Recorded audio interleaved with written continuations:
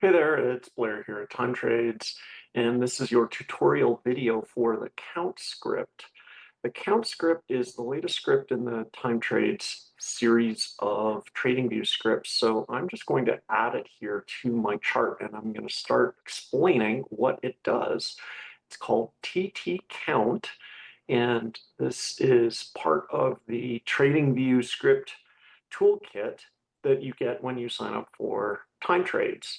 And it's doing a number of different things. I'm just going to explain first off what the blue labels are. The blue labels are pivots in price, and these are detected from the price action. And then the numbers in each label represent the total number of cycles that complete on that day. The second number, so that's the first number here, 23. So this says that 23 cycles are completing on this day, which is August 3rd, 2025. The second number is the average duration of all of the cycles. So that's measured in bars. So no matter what time frame you're on, it's always measuring in bars. So since we're on a daily time frame, it's 752 days or daily bars. Okay. And when you mouse over this blue label, you get basically details on exactly which cycles are hitting on that day. So there's the start date and the end date of all of the 23 cycles appear there. And there is a breakdown on how many days, how many weeks, like exactly what number is being used to derive the completed cycle. What are these cycles? Let's double click on this and we can see the different cycle definitions that the script is tracking. So we're tracking 29.6 and 18.618. So these are unitless, okay? So what we're counting is, what's important here is really the number. It's not, there's no sort of unit to this. The way we apply these cycles is we count 29.6 hours or days or weeks. So those are the units of time that we are counting. And we're counting 29.6 or 18.618. And also there's 5 different Bible filters here: 33, 1335, 153, 265, and 666. Okay. So these are 5 more numbers that are applied to different time units: hours, days, weeks. And then there's Earth and Moon measurements: 1080, 3960, 5040. So these 3 numbers are also applied to hours, days, and weeks. And then on the harmonic side, we've got 720, something called the lambda tetractys. So these are basically a series of 11 numbers starting at 1024, increasing by 1/2 or 1.5, I should say, or 3/2. And this is kind of an ancient Greek way of creating octaves or frequencies. And then finally, we've got the familiar Fibonacci numbers as well as Lucas numbers. Okay, so this setting dialog identifies the source of all the numbers that we're using to count cycles. And then the script is applying these numbers to the pivots that are identified and displaying the completed cycles on your chart. Now, there's ways that we can manipulate these cycles to have them apply to or have them catch more and more time pivots. We can take any of the numbers that are selected above and choose to divide that number by 2 or add 50% to it or double it.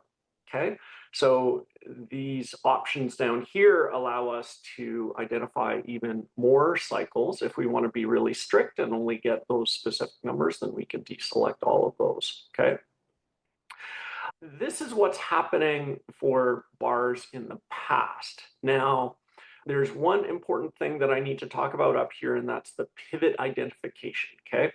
Because the script is identifying pivots automatically. And these 2 numbers up here control the sensitivity of that, all right? The first number is the deviation percentage. If we mouse over here, it describes what's happening.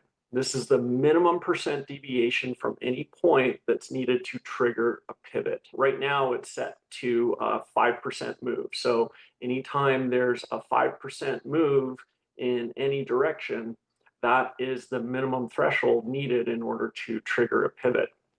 Now then, just because we get a 5% move, then that doesn't mean the very next bar is a pivot. What we do is we also add in this depth, and this depth option ensures that the pivots are the lowest low or the highest high in these 10 bars. So what happens is we take the 10 bar width and we scan forward 10 divided by 2 bars and scan backward 10 divided by 2 bars. So we're making sure that this pivot up here is the highest high in the 5 prior bars and the 5 subsequent bars, okay?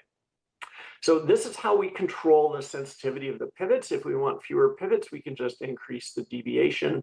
Now it's going to take a minimum of a 10% move in order to trigger a pivot being labeled, and that should result in fewer labels appearing here. I didn't see anything change, so let's maybe increase that a little bit more to 15, and then there we go. Now we can see fewer labels appearing. If we want to be even more strict and only get the major pivots, we can increase the deviation percent there, and now it takes a minimum of a 20% move to label a new pivot, okay? And depth, I'll typically leave at 10, but that can also be adjusted as well. This is what's happening with the historical bars. So it's important to reiterate here what's going on. We are finding a pivot first, okay? And then we are displaying the cycles that complete at those labeled pivots, okay? So this is a little bit of hindsight, which of course is always happening in the market. We're always looking for completed cycles in the past. Now, when we start to go forward from the last labeled pivot, the last labeled pivot is here, November 21st. Now, remember that it takes, the way we've got this set up is it takes at least 5 bars to find a new pivot. So we go 5 bars forward, we make sure that this is the lowest low in those 5 bars, and we haven't had anything trigger the deviation. The deviation percent is 20%. We haven't seen a 20% move yet. So our last labeled pivot is over here, Friday, November 21st, even though today is Sunday, December 7th. And so there's going to be a period of time after the last labeled pivot where we still have historical bars. So what's happening with these gray labels? These gray labels are what we call future labels, okay? And what this script does is it runs cycles from the labeled pivots here. The blue labels are what I call the labeled pivots. These are actual pivots. And we're counting cycles forward from all of them. And there's a whole lot of cycles that you cannot see that are on the chart, okay? If we scroll back here, you can see a lot of blue labels, and it'll go back basically for as much data exists in the Ethereum time series, okay? So the script is running cycles forward from all of these labeled pivots, and it's looking for cycles that complete in the next 100 bars. So this option here called max future bars after the last labeled pivot, this controls how many gray labels we are generating into the future, okay? And yes, I know when I use the word future after the last labeled pivot, I don't mean actually in the future. Now we've got a whole bunch of gray labels here, and it's a bit of a mess. There's a lot of overlapping labels. And what we're trying to do here is we're trying to find days where there are lots of cycles completing, okay? So again, we can use the information in the pivot text to indicate to us which days have a lot of labels, a lot of cycles that are completing, and which days have a lot of old cycles completing. So you can think of the two numbers is basically quantity and quality. So the first number is the quantity of cycles that are completing that day, and the second number is the quality of those cycles, quality being measured by age. Okay, so if there's a lot of short cycles, like on this day, we've got 4 cycles completing, but it's the average age is only 83 bars. Okay, so there's a lot of short cycles on this day. Whereas if we go forward into the future, we can find a day with more cycles. For example, over here, we've got 2 cycles ending on January 28th, and the average duration is 1,400 bars or 1,400 days. So there's 2 cycles there with fairly high quality or long cycles, right? This is probably a more important day to pay attention to than some of the others. So to clean up some of the label mess that's here, what I would suggest is applying a filter to this. So we can filter or reduce the number of future bars by applying either a minimum cycle count. That's the first number. Okay, so let's say we want to only look at days when there's at least 3 cycles completing. Okay, so we can do that, and now we've got fewer gray labels. And the other thing that we can do here is we can apply a minimum average cycle duration. So let's say we only want those days where we have 1,000 or more bars as the average cycle duration. And now we've filtered out a lot of the lower quality cycles, or I should say shorter cycles, okay? So now we've got just a handful of cycles here, and this is giving us a little bit of foresight, I think, into which days are going to have a lot of cycles completing. So we can see quite easily over here that December 18th is an important day. We can see over here that December 24th is also an important day.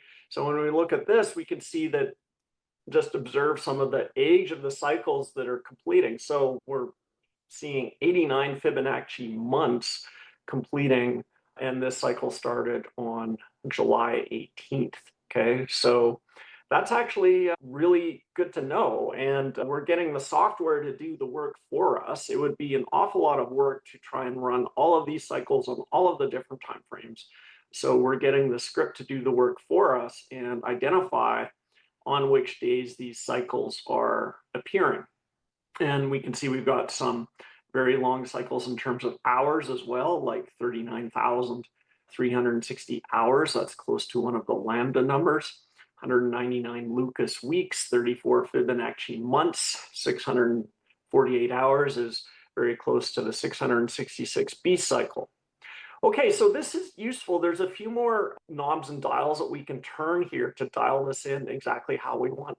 One of the things you may have noticed is that the 648 hours is roughly equal to 666. And we can control how sensitive that is by using the orb. All right, so if we scroll down here, if we want to make it more strict, we can reduce the orb to 0.1% from the default 0.2%. And now that 648-hour cycle no longer qualifies as a cycle, and it no longer appears on this day.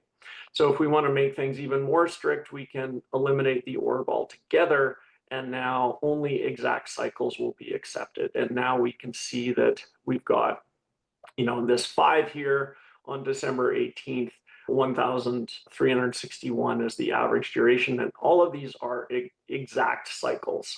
And over here, we can see, even though this is not a labeled pivot, this is actually an important day on December 3rd. We've got 5 cycles landing with an average duration of over 1,000 bars. And this is reflected in the price action here. This is actually the highest recent close that we've got on December 3rd. And that's also, we're seeing confluence with the number of cycles that are completing on that day. Okay, so that is a walkthrough of the time trades count script. Now, one of the things that I will point out is that it does generate a fair amount of runtime errors. And this is actually by design. We want this to do a lot of work for us. Let me take an example here of Oracle on the daily chart. I am going to set this up so it generates a runtime error, which is something you will encounter in using this. And I'm going to show you how to avoid that, okay?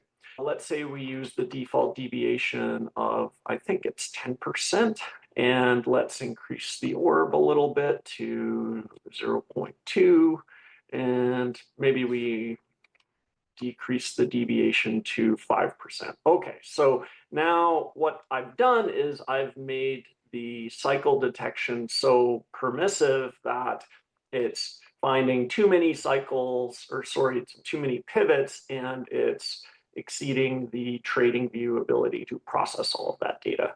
And that's okay. This isn't a knock on TradingView. TradingView is a cloud solution, and it has to implement some safety belts in order to protect the experience for every user. What's happening here is, yes, the loop is taking too long to execute because I'm finding too many pivots in the historical data. What you want to do is you want to make the pivot detection gradually more strict. Okay, so if we increase the pivot detection to 10%, that means a minimum of 10% price deviation is needed to trigger a new pivot or label a new pivot. Then that is reducing the number and allowing us to actually see some results. Okay, so now when we go and zoom in here, I'll show you something interesting about this, is that last week over here, we had some incredibly old cycles complete, right? For example, we had at the low on November 25th, 2025, we had 12 cycles complete. The average length of all of these cycles was 3,382 bars. So that's over 10 years per cycle. And you can see the age of some of the cycles displayed in the tooltip dating back to 2004. So that's incredibly good information. And we can see in the future when we have some days of similar scale where there's a similarly large number of cycles being identified. In fact, I don't see anything where there's more than 10. So we can very quickly confirm that just by setting the minimum cycle count for future bars to 10, and let's see if we find any. And it's sometimes it just, when I change the settings, it triggers a runtime error. So you may need to just move the chart a little bit around just to trigger it to recalculate the script. And with that filter, it's not finding any future bars that have 10 or more cycles completing, okay? What this is telling us is that this day back here is actually a really important day, November 25th, really important day. So if we reduce the cycle count of future bars to 5, then we can look forward in time and see that there's really nothing in the near future that is anywhere close to the scale of November 25th in terms of cycle completion. All right, so if we just hover over this date, we can see all of the various cycles that wrapped up on that day. Huge number of cycles, very important cycles. It's on the scale of this top over here on September 10th, which had 13 cycles and roughly the same age, 3,371 bars, okay? This is a great example of the power of this script because we're going back and we're scanning thousands and thousands of bars over thousands of days and doing it in a way that is very efficient and yet exhaustive. It's identifying all of the major cycles for whatever coin or stock you want to use and displaying those in the past and also projecting them into the near future so that you can get a sense of, hey, is this an important cycle date or not? Or are there more important cycle dates coming up in the future? Okay, so that's the tutorial for the time trades count or TT count script. Please share your feedback with me. I look forward to hearing it. Thanks again for using time trades, and we'll talk to you again soon. Bye now.